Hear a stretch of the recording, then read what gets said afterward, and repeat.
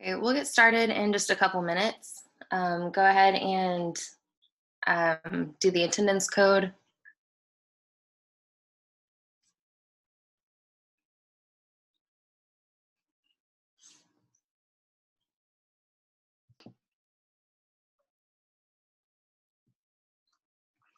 Okay,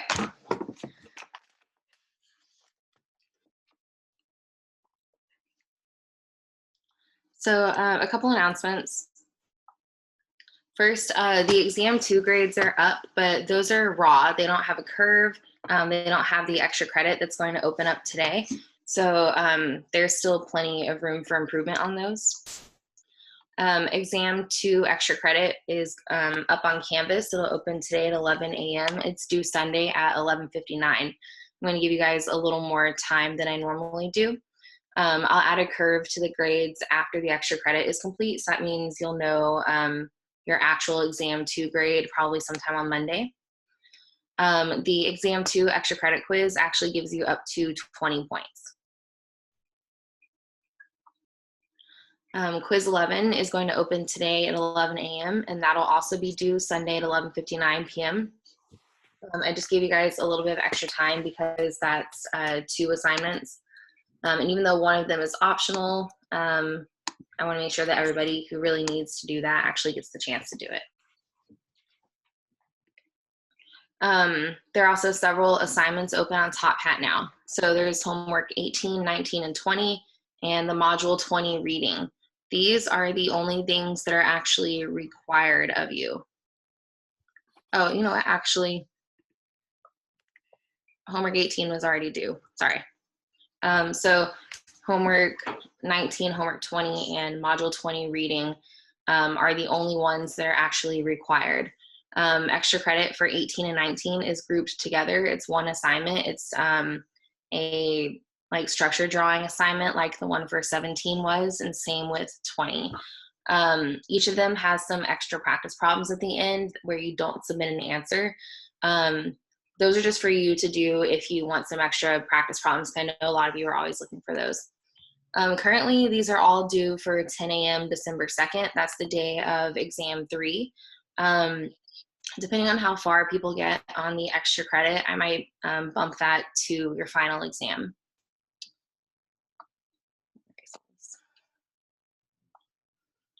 Make sure that you schedule with Examity for exam 3. That's December 2nd through 3rd. So that's pretty much immediately after we get back from Thanksgiving.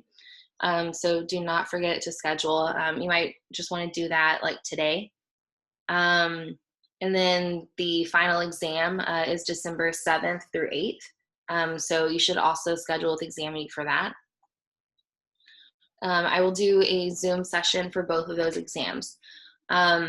I know that not everybody's here, but this is really important. Please, before you schedule the Examity, if you haven't used it yet, make sure that your system is going to be able to work with Examity. Some of you guys had some issues with exam 2, and so I always end up proctoring the exam multiple times. I'm not going to have time to do that for the final exam. I'm going to be working on getting your grades done, same around exam 3. I actually have some trainings on the 4th, and I have some things that I have to finish for other things around that time. So I'm going to be able to proctor it once. So please make sure that you set up something that's going to work for you. If you know that your internet can be questionable, maybe make a plan with a friend to go take the exam at their apartment or their house, or drive to a library if they're still open. Make a plan that's going to work, and then make a backup plan just in case you end up having some issues. Also, once you know what you've scheduled for Examity, put it in your phone and set an alarm for yourself, like 2 or 3 hours before your exam, so that you know what time it's at. That actually happened to a couple people this past time. They missed their time because they wrote it down wrong or something. And I told you guys that I wasn't going to let you take it if that happened, but of course I let you take it. So that's just not going to be possible for these last 2 though. So please make sure that you are keeping yourself responsible for that. So exam 3 for Zoom is December 2nd at 10 a.m. That's just Wednesday at 10 a.m. like all the others. The final exam is at 11 a.m.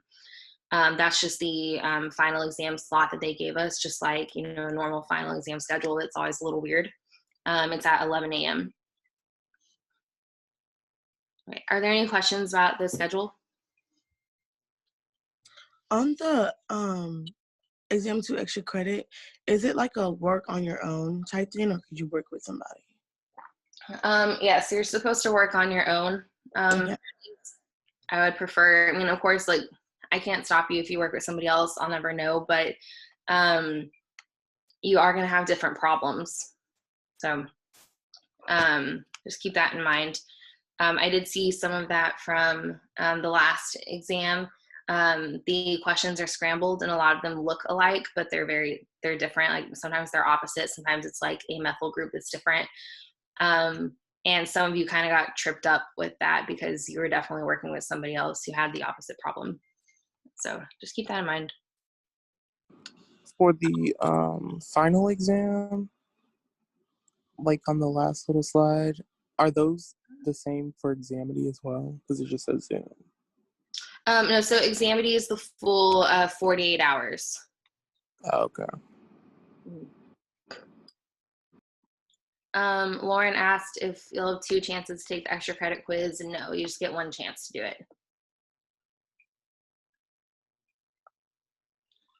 Okay, other reminders. Today we're gonna finish up some stuff in chapter 19. All the practice problems are from chapter 19.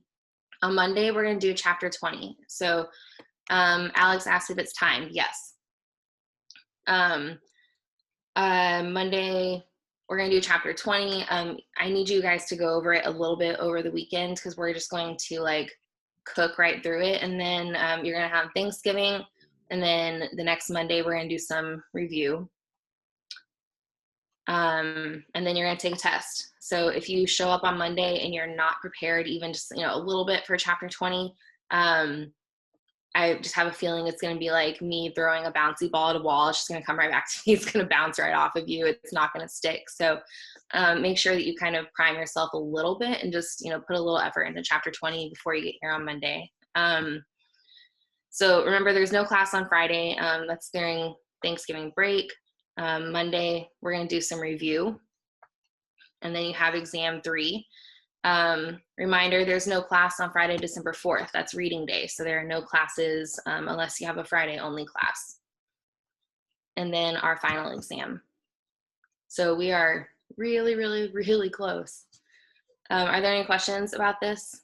The lectures are in blue. The no class days are in orange, and the bold days are exams. One question really quick. So exam 3 is only going to cover 19 and 20? Okay, I'm just making sure. You should expect some chapter 18 to leak in there as well because they're 18 and 19 very well connected. Okay, awesome.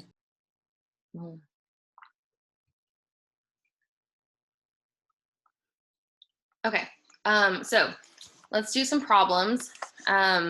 These 2 are both 2 parts. So you do the first reaction, you get a product. You do the second, you get a product. I want to give you 2 minutes to just kind of work on this a little bit on your own. I'm not going to put you in breakout rooms for this. This is kind of just a warm-up. So just take a second and work on these for a little bit.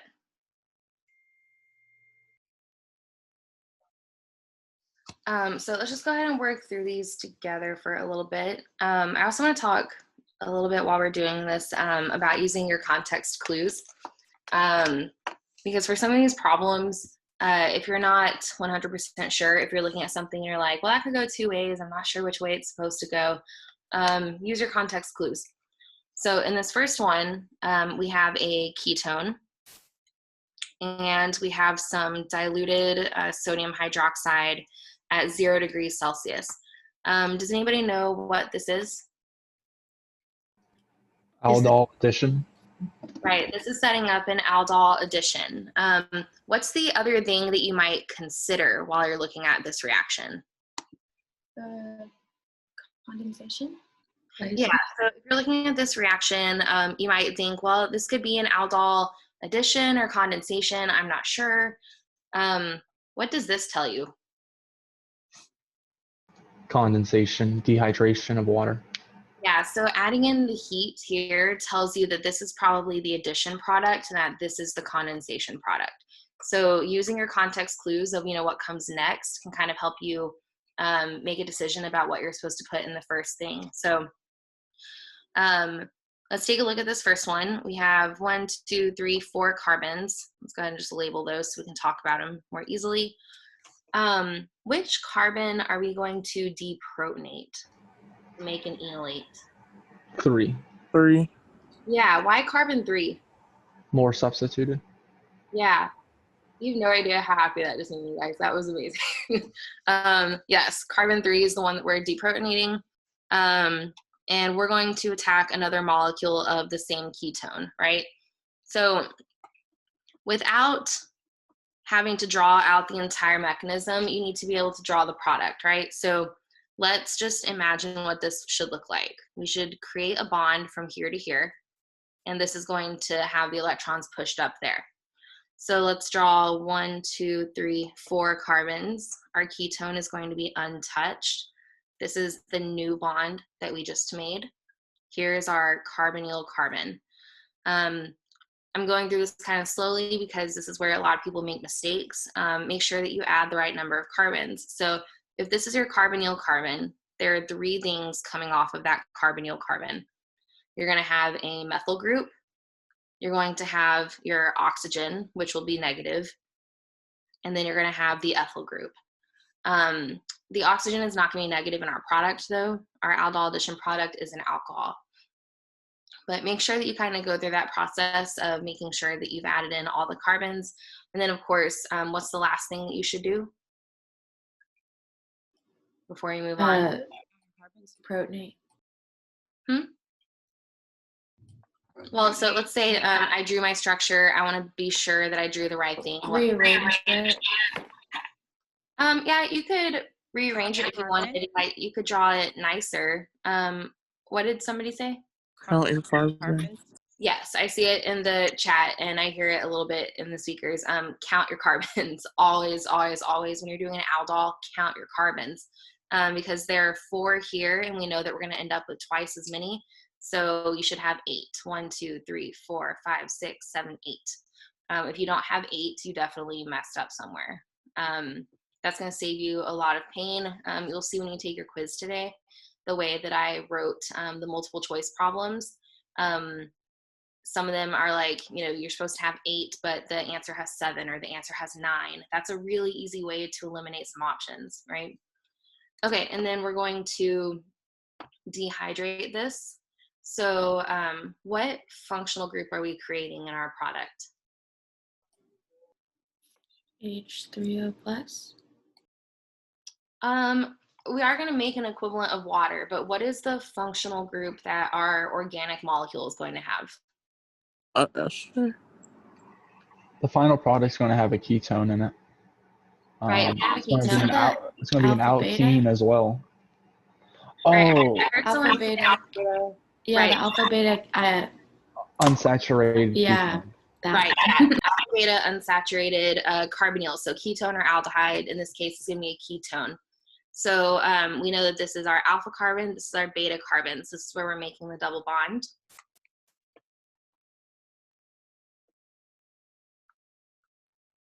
And you can also, rearrange this to make it look a little prettier if you want, but as long as you can match whatever product you draw to the multiple choice answers, you're fine. That's another thing that I did when I was writing your multiple choice answers is instead of drawing an alpha beta unsaturated structure, I drew like a beta gamma unsaturated structure or something like that. So that's another really quick check that you can do. Okay, the next one. We are starting off with the exact same ketone, but we're doing concentrated sulfuric acid and 150 degrees C. What is that telling us to do?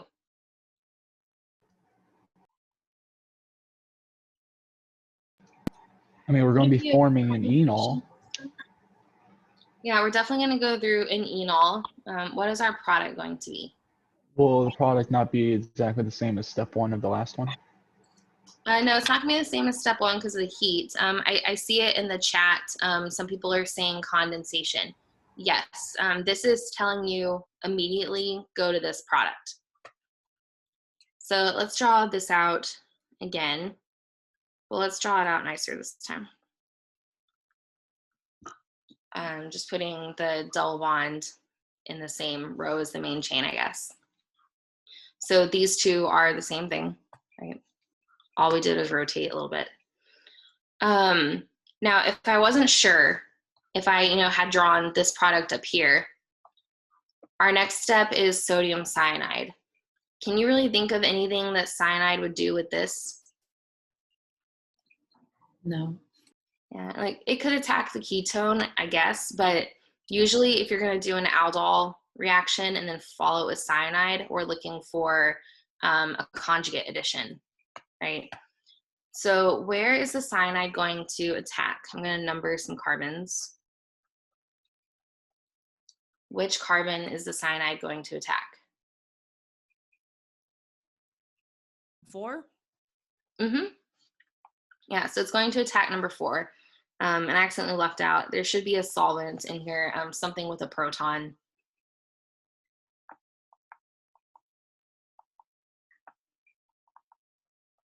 So we should end up with a conjugate addition product where the cyanide has added on the 4th carbon. So we create a nitrile. Okay, does that make sense? Yes, I was getting caught up because I just remembered from the notes that, you use base, you get the enolate, you use acid, you get the enol, and I was kind of just getting caught up on making it too complicated. Yeah, they both are, like an enol and enolate are essentially the same thing. They're both nucleophiles. It's just the enolate is going to be deprotonated, whereas the enol is going to have a proton on the oxygen, but they both do the same thing. They both push those electrons out, making this carbon nucleophilic so that they can attack something outside of the molecule. They're both nucleophiles. They're just in different conditions. Okay, so this one I chose because it's an intramolecular aldol, and it's kind of similar to a mixed aldol or a crossed aldol in some ways, because you have to choose between several different possibilities for your enolate. Did anybody happen to work on this problem at home? I did. Yeah. Did anybody recognize it? I think I put this in the notes as well, or in the videos. So I think there's a full explanation of it in there. The really interesting thing about this particular situation is that you have to kind of make some decisions about which carbon is going to be your enolate carbon. So how many different alpha carbons do we have in this structure? 3. 3. We have 3. We're just going to label them. Actually, no, let's not label them 1, 2, and 3. We'll number our carbons, and we'll call these A, B, and C. Okay, I'm going to put you guys into breakout rooms for just about a minute, not very long. I want you to come up with the best possible product. What is this telling us to do? Make a cyclic ring. Right, yeah, we're going to make a cyclic structure. What type of reaction is this? Condensation. Right, this is an aldol condensation. So we know that our product needs to be cyclic, and we know that it needs to be an alpha beta unsaturated carbonyl. What we do not know is whether A, B, or C is going to be our enolate carbon. So I'm going to put you into breakout rooms. I just want you to, at the very least, make that decision.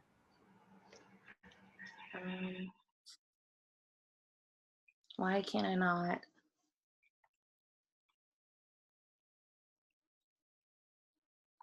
That's weird. I can't do it from this computer.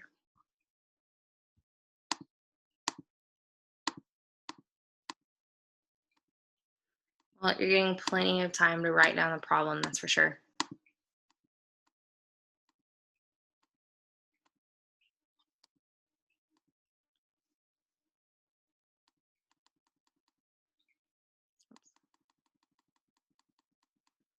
Okay, I'm going to create fairly large breakout rooms, 8 to 9 people.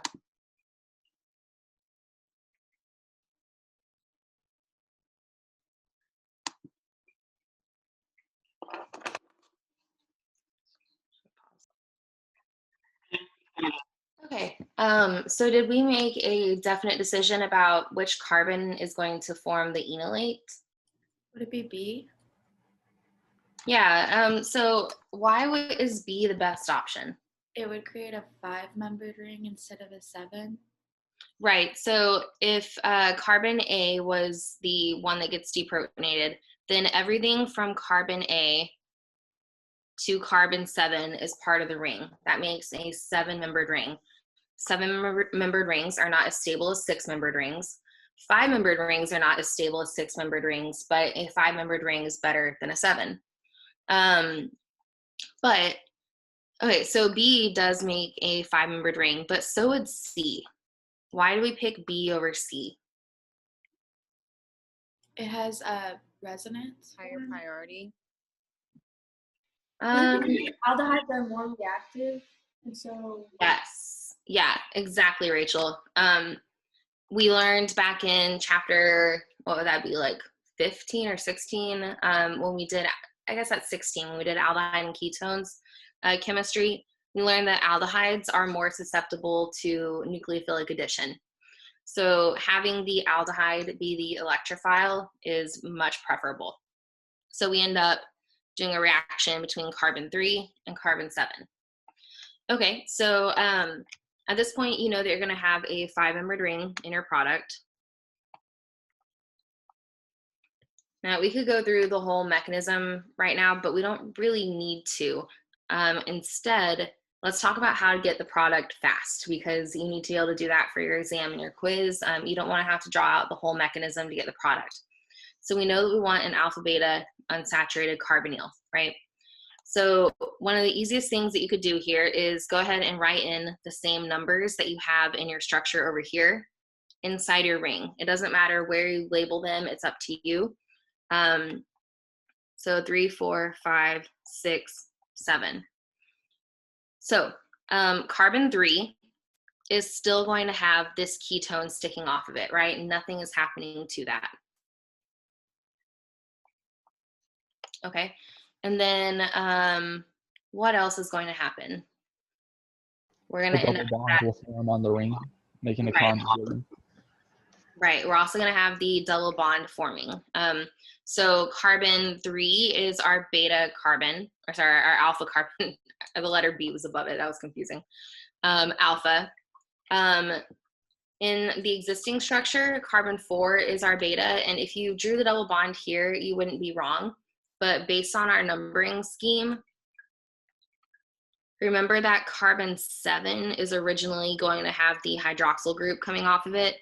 So technically, the double bond is forming between these two carbons. But again, no matter how you drew this, as long as you drew an alpha beta unsaturated carbonyl, you would be correct, right? Does that make sense? Yes. Yeah, Yes, these are ma'am. the same structure, just rotated. Also, one of the questions that you guys didn't ask, but sometimes people do, is when I draw the 5-membered ring, they're like, well, why'd you call this carbon number 3? It does not matter, right? You could call this 3. And then you could draw the double bond here or here. It doesn't matter as long as you end up with the right structure. It doesn't matter how you labeled it, how you got there, because you decide where you're going to draw the carbonyl, right? So that is the product for that one. Does that make sense?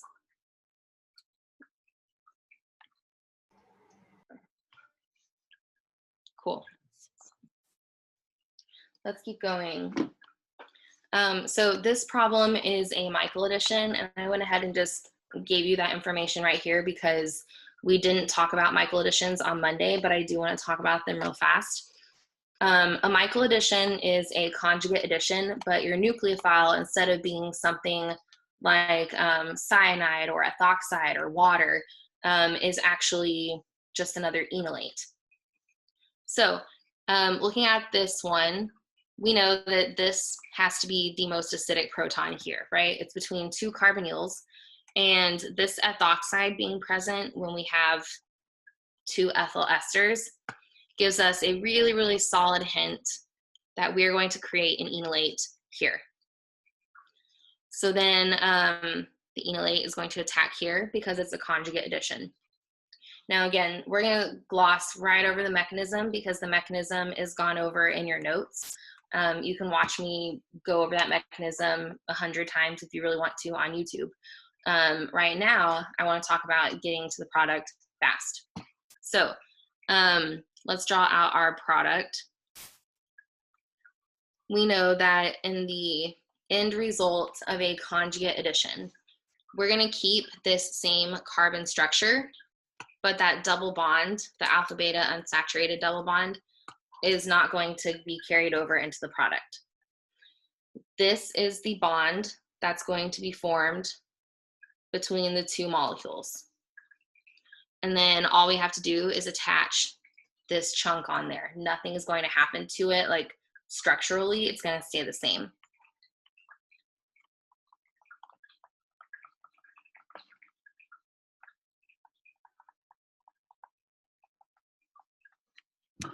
So it really is just that simple. Now we didn't do this on the last one because we drew a ring and we numbered it and stuff, but what should we do before we move on from this problem to be sure that we drew the correct structure? Count the carbons. Count our carbons. Count the carbons, yeah. So we have 4 here, and then we have 1, 2, 3. So 1, 2, 3, 4, 1, 2, 3. They're all there. Does this make sense? Yes, You ma'am. remember the formula for this as far as getting to your structure fast, right? This is not the mechanism, but the formula for a conjugate addition is this, right? That's how you're going to come up with your product.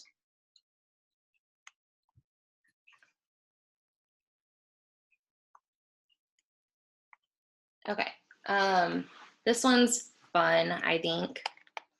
I'm going to give you the formula for acrylonitrile. This is a molecule whose name you should be responsible for. Okay, I want to give you a minute to kind of think through this on your own. I'm not going to put you in breakout rooms for this one. I just want you to figure out, what's going to happen in step 1, and then see if you can think ahead through step 2.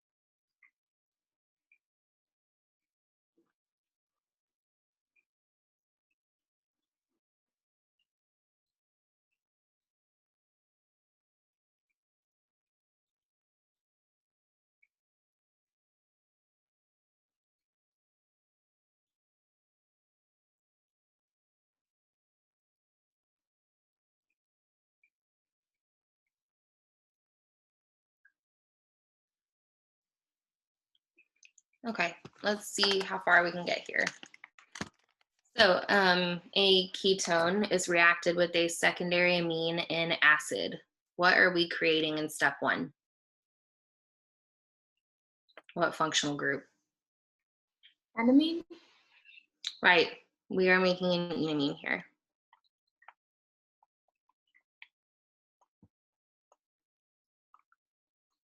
Oh, that was about to be horrible, sorry.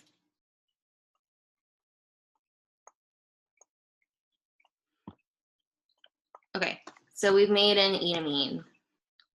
Why do we make enamines in these last 2 chapters? What is their purpose?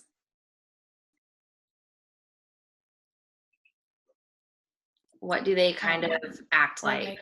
Like they block the reaction from happening there.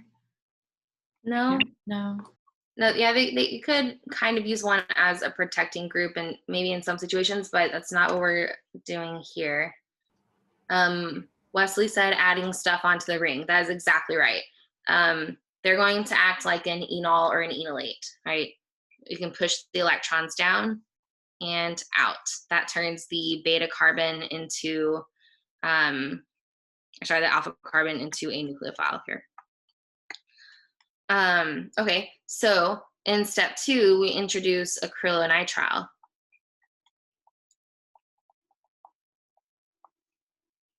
Where do you think this is going to react with acrylonitrile?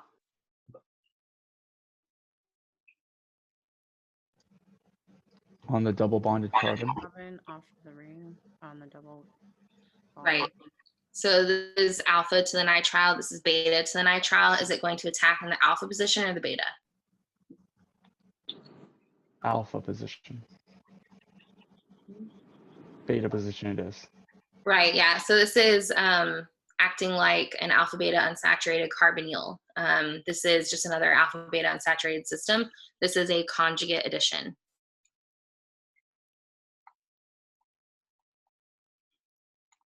So you can push the electrons all the way to the nitrogen if you want, or you can push them onto the alpha carbon.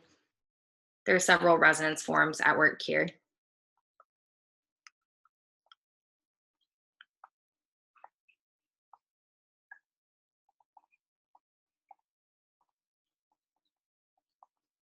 Okay, and again, be careful with your carbons, especially the way that I drew this here.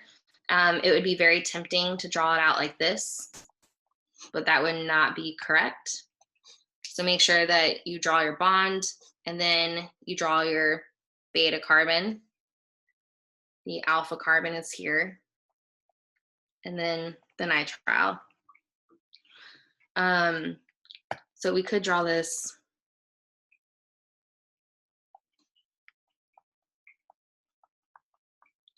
like this if you want. There is a resonance form pushing the electrons onto the alpha carbon. Oh, positive charge here.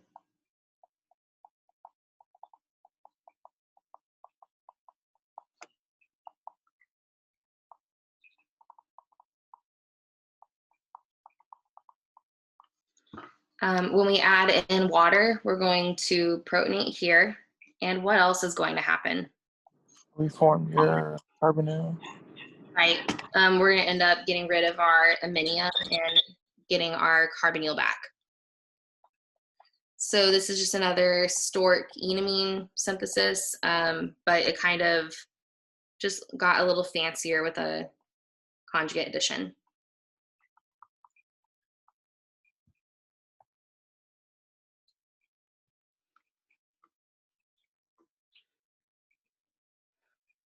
And as always, take the time to count your carbons when you're doing this on your own.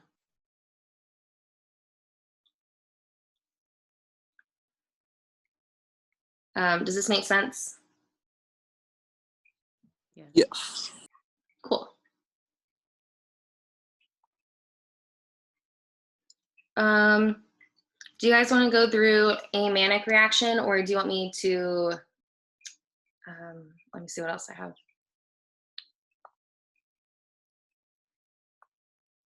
Ooh, we have a lot of problems here. Do we want to go through the manic reaction? I don't know how many of you guys have seen that in the chapter yet.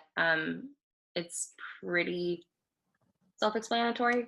I got through the first part when you're reacting with the formaldehyde and forming that kind of like weird species where it's double bonded to the nitrogen.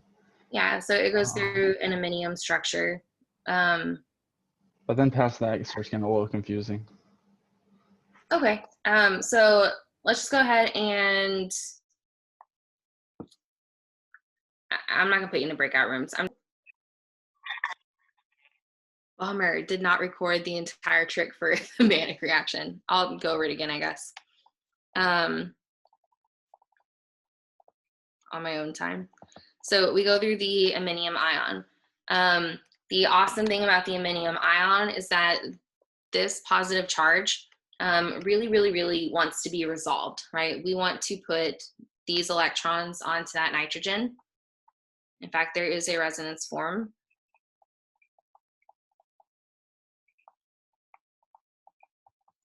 That looks like this.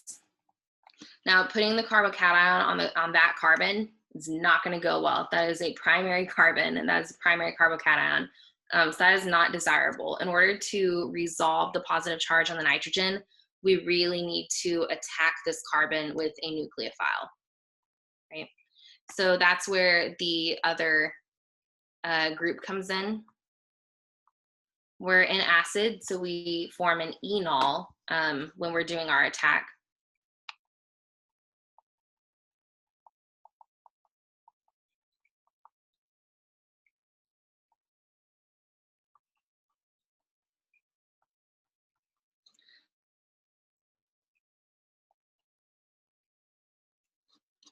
Right, but in the end, it really is just an aldol type reaction. So what we would end up with at this point would be our carbonyl, but it would be protonated. And then this is carbon A. Here's our carbon B right there.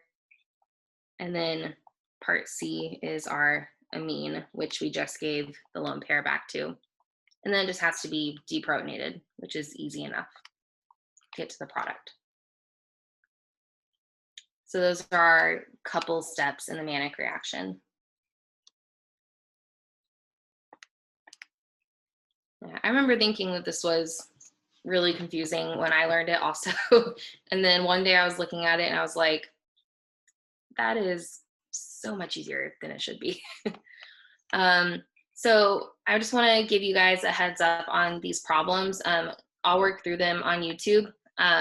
But this, look at the conditions. It's base, but we're at a lower temperature. So we're looking for an aldol addition, but it's a crossed aldol. There's a couple crossed aldol reactions on here. They just are approached differently. So notice, LDA, THF, negative 78 degrees. This is telling you to deprotonate here, and that's going to be fully deprotonated. I'm not going to give you any hints on this page because I think you can do this. This one is also deceptive, just like the one that the manic reaction that we just looked at. It seems much more complicated than it is. This one, this is going to be a Robinson annulation. So this is the other named reaction in this chapter. This is another one where you just kind of have to memorize, an A plus B plus C type of situation. Like you need to be able to recognize a methyl vinyl ketone, and then recognize how that's going to add up, basically. I think was that the last one? Yeah. Okay, are there any questions?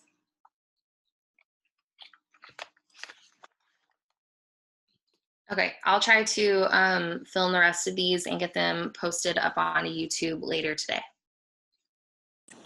Thank you, Dr. V. No problem. You guys have a good weekend. I almost said happy Thanksgiving, but I'm going to see you Monday. You need to be here on Monday, please.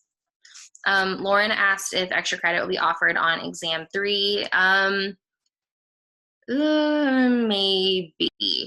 Maybe, because you guys are going to need to be studying for your final exam. So I don't really want to overload you with extra things, but we'll see how exam 3 goes. Thank you for all the other extra credit. No problem. I'm a big fan of extra credit. I'm happy to give you extra points as long as you earn them. Dr. V, I was wondering if you got my email. I'm gonna have facial surgery. Oh, I'm still recording. Hold on. Oh, sorry.